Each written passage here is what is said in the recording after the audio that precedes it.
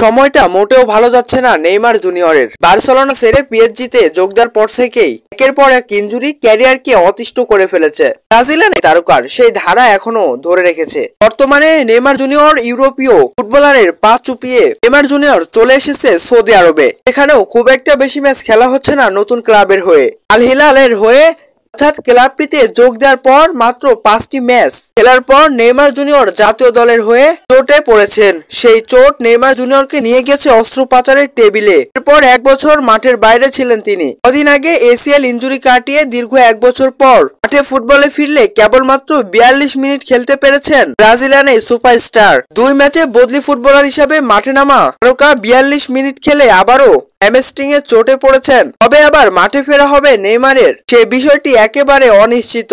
এর মাঝে গুঞ্জন চলছে আল হিলাল নাকি নেইমার জুনিয়রকে ছেড়ে দিতে চায়। নেইমার জুনিয়রকে নাকি সান্তোসের কাছে বিক্রি করে দিচ্ছে আল হিলাল। সামাজিক যোগাযোগ মাধ্যম টুইটারে নেইমার জুনিয়রের দলবদল ইস্যু এখন ট্রেন্ডিং টপিকে। ব্রাজিলিয়ান এই সুপারস্টারকে নাকি একটা সময় সমচরে চুক্তিতে পৌঁছেছে শৈশবের ক্লাব সান্তোস। অর্থাৎ 2025 সালে নেইমার জুনিয়রকে ব্রাজিলের ফুটবলে দেখা যাবে মনে করছে অনেক ফুটবল গণমাধ্যম। তবে আদৌ কি নেইমার জুনিয়রের চুক্তি হয়েছে কিনা সে বিষয়টি নিয়েছে কিংবা সুনির্দিষ্ট বা সঠিক কোনো তথ্য এখনো পাওয়া যায়নি।